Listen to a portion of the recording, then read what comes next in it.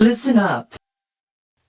Hey there, everybody. This is Cody Pondsmith, General Manager at our Talsorian Games and Lead Designer on the Witcher tabletop role-playing game. And this is Mike Pondsmith, and I'm the guy who killed your Cyberpunk character. He's also the CEO of our Talsorian Games and leader of most of our lines, but I guess he doesn't feel like mentioning that one. I like killing Cyberpunk characters. It's more fun. It's his favorite part of the job. And welcome to our little show, Listen Up, where we take fan questions sourced from you guys and try to answer them as coherently as possible. And that usually means a lot more coffee than we've had today. Much more coffee. Okay, so we're going to jump in. First off, we have a question from Rami. Rami asks, will Cyberpunk Red have conversion rules for player characters from Cyberpunk 2013 and or Cyberpunk 2020? How will roles work in Red? And you've mentioned in interviews that it will be more flexible. Could you tell us more? This is like three questions. Rami, you're only getting one now. I see that you have another question on this list, Rami. I don't know about this. Dude, we're coming to your house and I'm going to yell at you. So, okay, let's start. Conversion rules for Cyberpunk. Yes, actually, conversion rules, everything for 2020 is what moves forward. And what we're doing is two things. One, we're streamlining a lot of the problems that were essentially broken in the original Cyberpunk 2020 rules. Heck, they were broken in 2013, but we moved on. Always moving forward. Always moving forward. So one of the things we looked at was, for example, reflex. Reflex was a stat that was just way broken in that people would go out, put everything in reflex, and they would become reflex monsters. I think reflex is going to be a running gag in this podcast. I'll tell you. Reflex! Reflex. So at any rate, his reflex is over 9,000! Any rate, so yeah, we had to balance that out. On top of it, we found that there were a lot of dump stats that kept showing up in 2020. One of them is Attractiveness. Let's see, it's attractiveness and int for some people. Some people, they feel like you can be a really dumb cyberpunk and character. Movement allowance. My great belief is that if you're slow and you're dumb, your referee has the right to beat you up. Oh, completely. Yeah, I do. I just immediately look at your stats and go, yeah, I've got you, dummy. All right. So yeah, one of the things, attractiveness. Attractiveness is a dump stat for a very odd and very cyberpunk reason. And that is that you can have an attractiveness of zip and be so ugly that literally pariah dogs gag in the street rather than look at you. But then you can go out and get enough EV together, and next thing you know, you look like Taylor Swift or something. Go down to the mall. Get your face done, you know.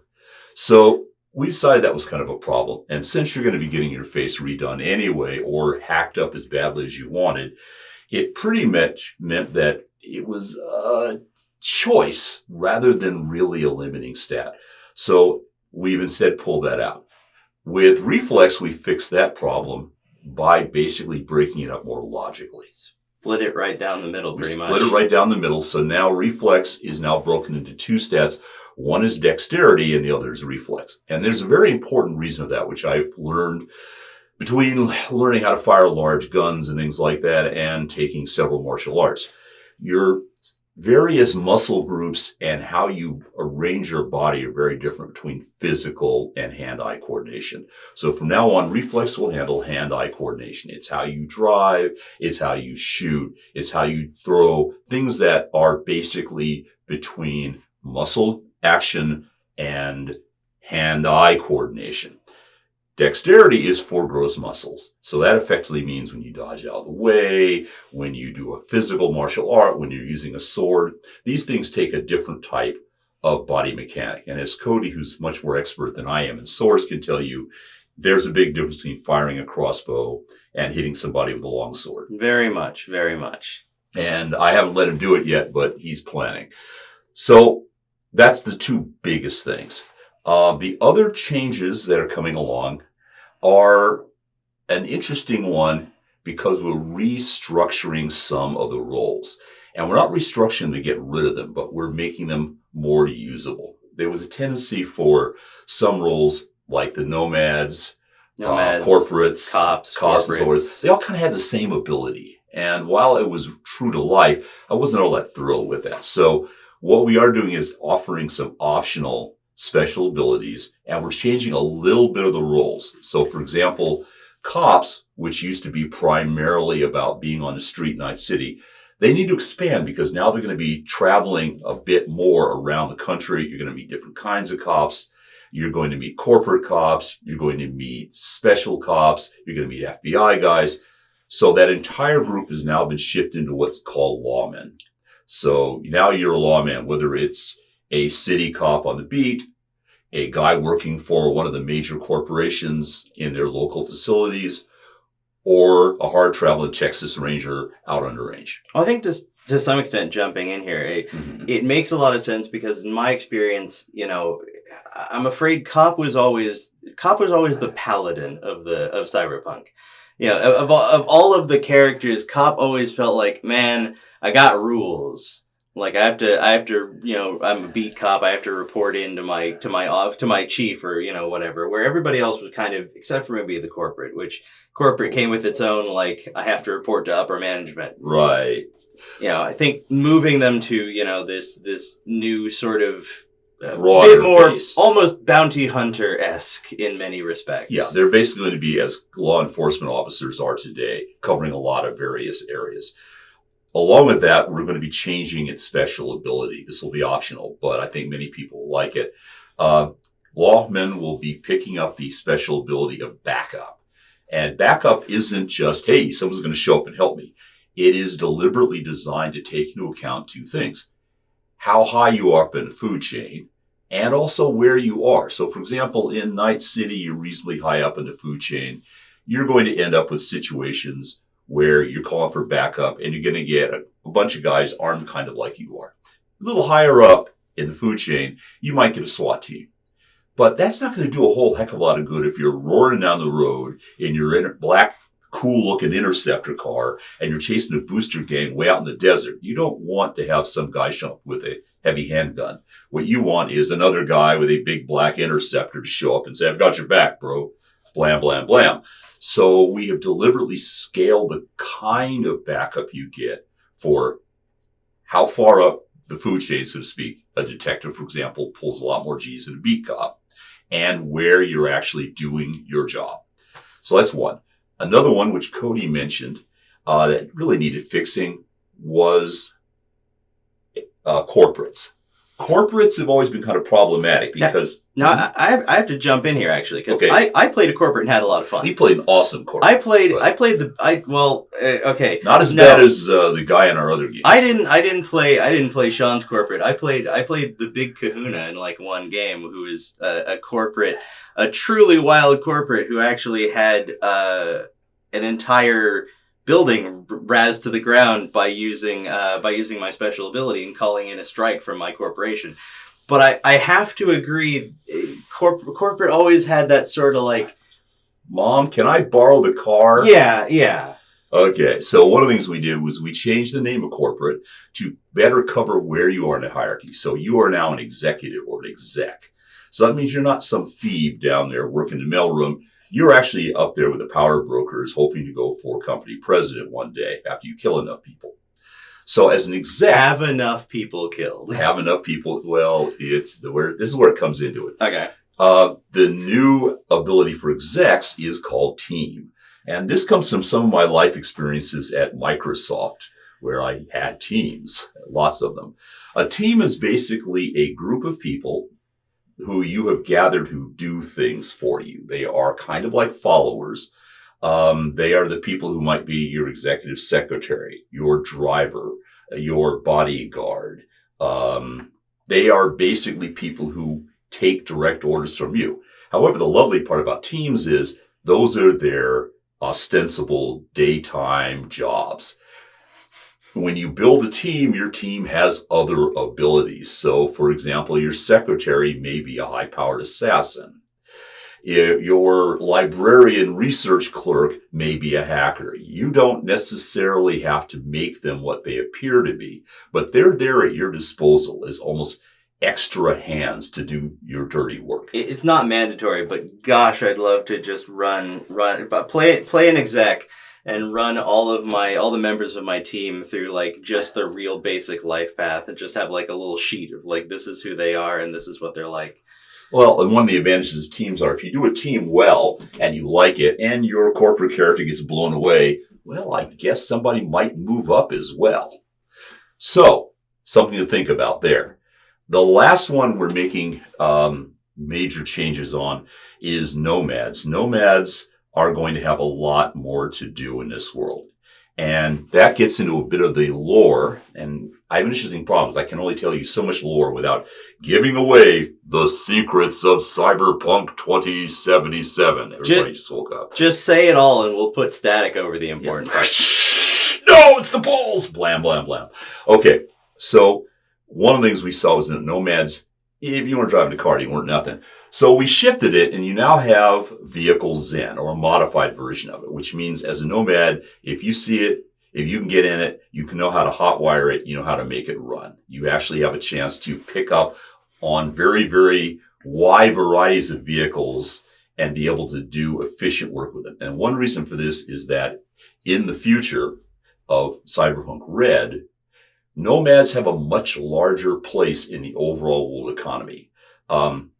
In Cyberpunk Red, it's post-war, and a lot of things have been disrupted. One of the biggest things that was disrupted was transportation, infrastructure, and basically merchandising, sales, shipping. Shipping is key. So now you might be a nomad, but you might be leading an entire group of people who are crewing a gigantic container ship and fighting off pirates.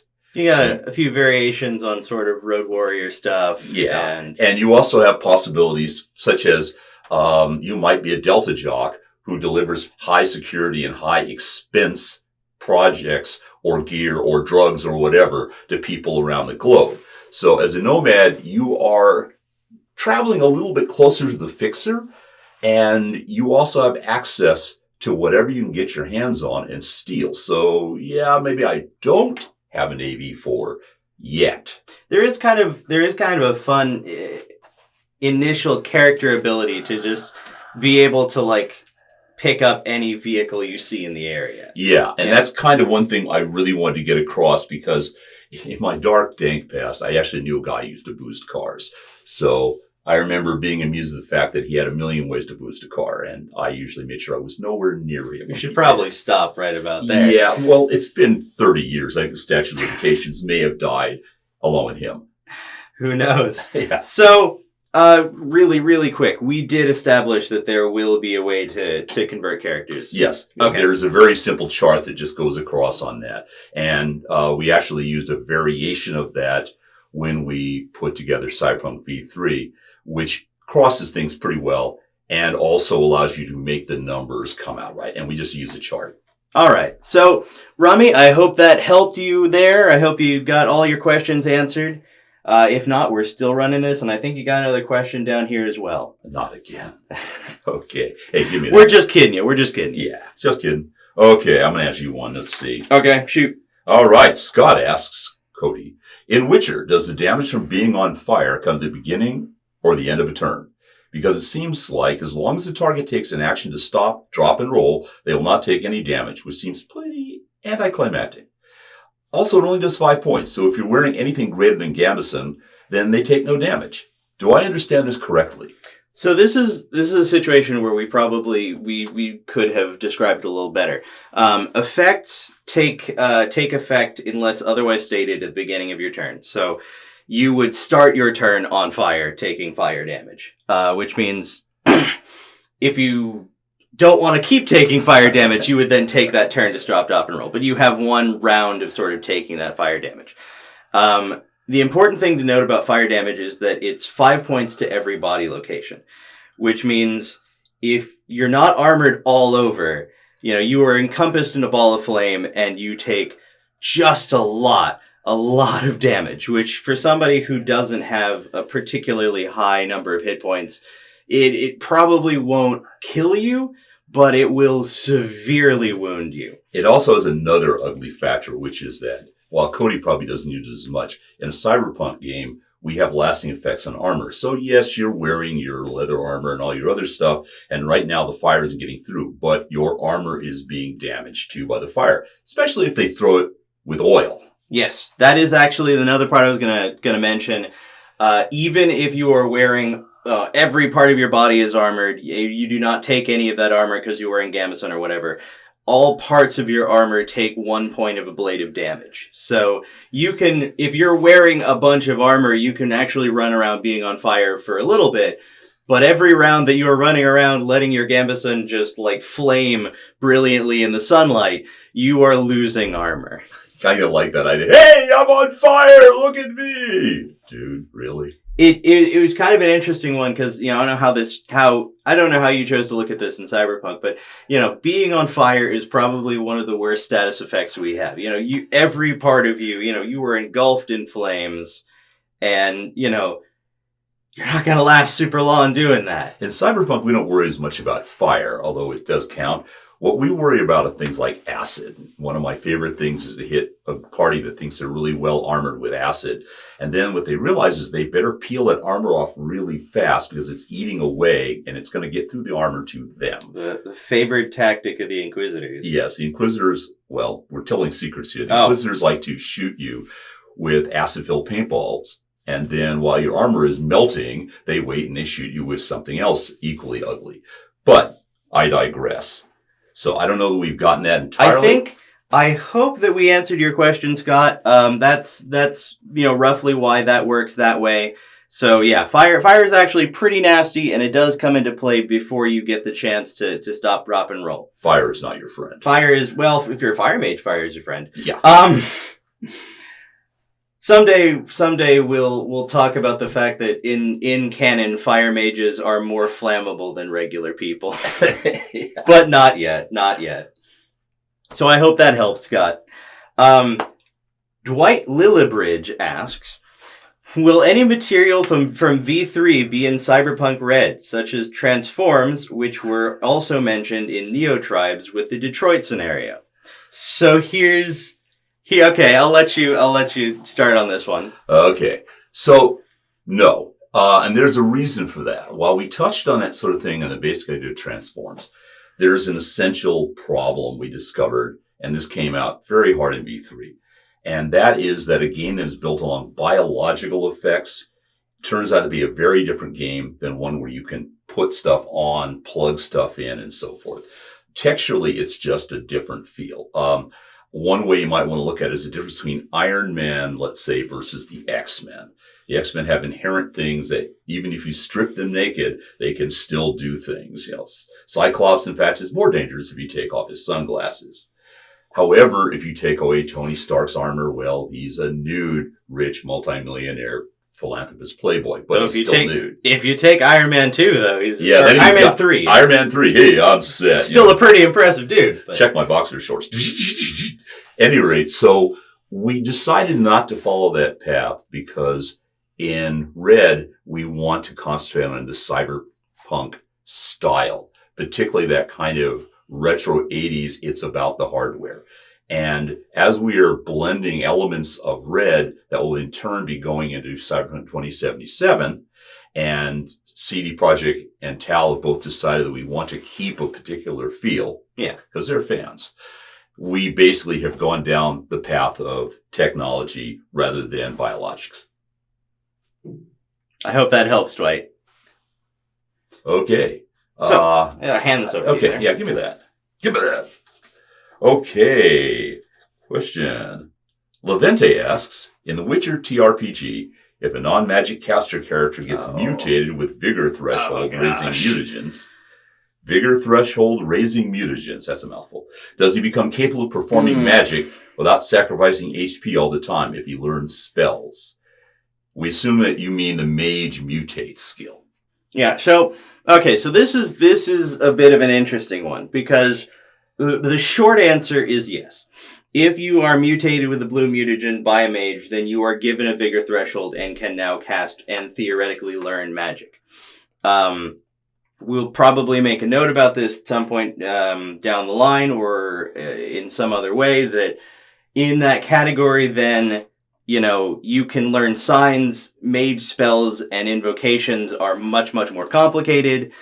But what we see with the mage's mutatability is, as far as we can tell, roughly what happens with witchers.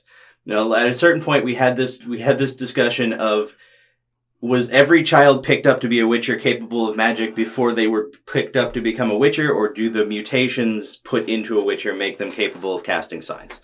And we eventually determined is that it's probably more likely that the mutations that Witchers go through allow them to cast signs. So if you have, a character who is mutated with, the appropriate mutagen by a mage, and it gives them, +1 or +2 to their vigor threshold, yes, that character would then be able to access magic.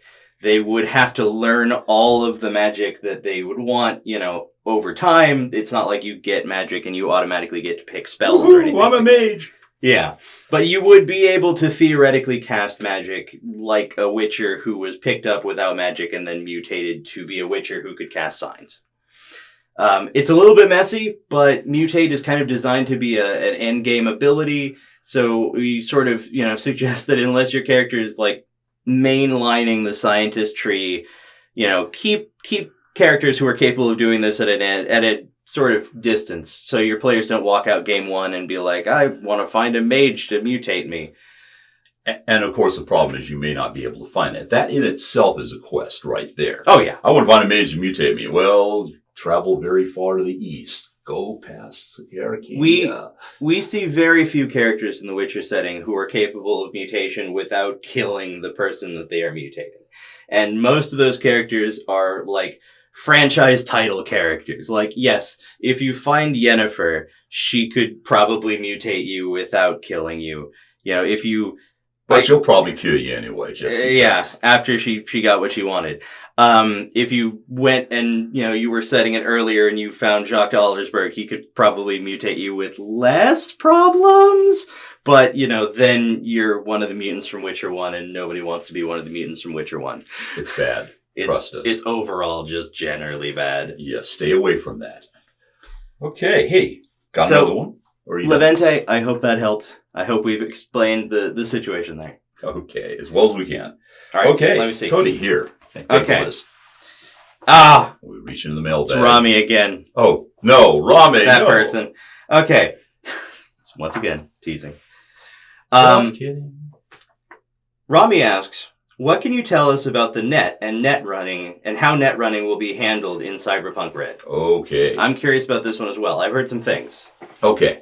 So you know how ridiculous it is that we work 6 feet away from each other and I still don't know everything that's going on in your circle there? Yeah, well, that's a secrecy clause. Yeah. Have you signed that NDA yet? 6 feet away, but there's a wall in between. It's a wall of secrecy. Okay, so quickly, yes, there's a bunch of changes in the net. One of them is, again, broken, is that in general, netrunners were designed off of the ideas about the net from the 80s. And we tried to figure out, back then, all the great designers and writers and so forth, Bill Gibson, all that, tried to figure out how this would be more futuristic.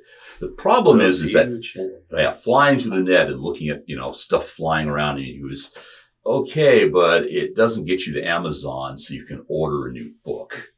And what we evolved was something that was very, very different. It also means from a gameplay standpoint that your net runner is basically off running the net while the rest of the party goes. They're sitting in the corner going, and the rest of the party goes, hey, I'm in. Hey, for beers? Yeah, let's head out for beers. Okay, let's go. So everybody leaves and the referee's sitting there for the next hour while we run the net. But I planned for that when I created the 4th corporate award. We talked a long time about this to Tal staff. We decided, the net has got to get rearranged. And it's got to be rearranged in a way that actually makes a little more sense.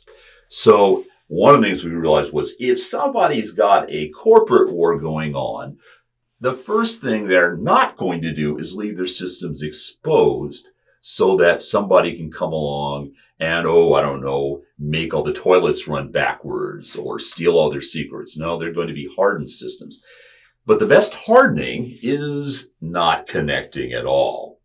So that means that systems in Red are air gapped for starters. Okay. For those of you who don't know this term, air gapping. Air gap is when basically your computer is not hooked up directly to any other computer. There's a physical space. There's a lack of connection. There's no wire going out. There's there's no way to get there except one way. And that's go there and hook into the computer. So most of the systems in Red are air gapped to some extent. They are usually networks within buildings, and you need to now go to the place where it is because it's not hooked up to a net. One reason it isn't hooked up to the net is the result of the Fourth Corporate War. When I started this idea, I went out to a couple of friends of mine who designed systems and look at networks. And I said, how can I screw up the net? And they said, well, there's a lot of ways. One of them would be to plant a virus way the heck back in the operating software of the actual servers.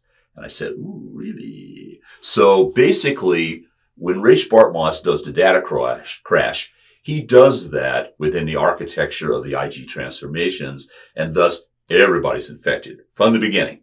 Mm-hmm. And they don't know that for years because it's set on a dead man. And the interesting part about that is, since no one really knows what he did and why he did it or how he did it, the net becomes a very dangerous place. His last action was to set off a series of really nasty viruses called rabbits that pop up. Rabbits. And the rabbits are basically Rache Bartmoss in his absolute worst form. And the rabbits run around trying to kill everything in sight because, well, they're rabbits. Now, the point is that because of this, the net is no longer really that usable for commerce. It's not that usable for entertainment. It's not that usable for intercompany communications. If I want to talk to somebody in my corporation, I'm going to find a hard wire that will get me there. And I'm going to use some kind of landline, or I'm going to use a very, very tight beam microwave communication system. I'm probably not going to run it up to SAT. The latency issues are horrible. And now I'm starting to sound like a real geek about this, but I love this stuff. It's okay. I love this stuff. At any rate, the upshot is that in Red, net runners will be with the party. They will have very limited access. They will be dealing with threats right there, side by side. Their turn order will be much, much faster than they were before. There won't be a bunch of flying through the net. They will be much closer to what real hackers are doing. And while there'll be some flash and glitter, for the most part, what we've done is brought it into the reality zone that would exist if you had just fought a major war planet-wide, of which at least a good third of that war was being fought in that net. So you'll get to drag your net runner along into the building and break in, and get to have that scene where you lock yourselves in the computer room and have to defend them as they hack in. Yeah, no more lazing around in your Barca lounger going, I fly through the net. No, buddy, you're gonna get out. Net vampires? Yeah, you have to put on your pants. You have to leave your basement. You got to put down that plate of chicken and go with the rest of the party. I've never played a netrunner who just sat on their couch in their underwear. I really missed out. Yes. Well, remember, I played a netrunner who hid out in a refrigerator for 10 years. Anyhow, so I hope that answers your question, Rami. And that is all the time we have here today at Listen Up. Listen Up HQ, as we call it. We don't call it that. Yes, we do. Yeah. We do now, officially. So that has been Listen Up. This is Cody Pondsmith. And Mike Pondsmith. Signing off. We'd like you to keep... Jeez.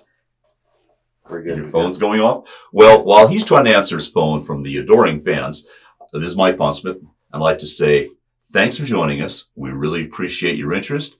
And if you really like what we're doing, punch that like button a whole lot of times, because we want to hear from you. Keep your swords sharp and stay safe on the streets. This has been Listen Up. Your hosts were Mike and Cody Pondsmith. Production work was done by Tara Jones and Jay Gray. This video and the games and characters mentioned in it are copyright our Talsorian games. Thanks for watching, and remember, keep your sword sharp and stay safe on the streets.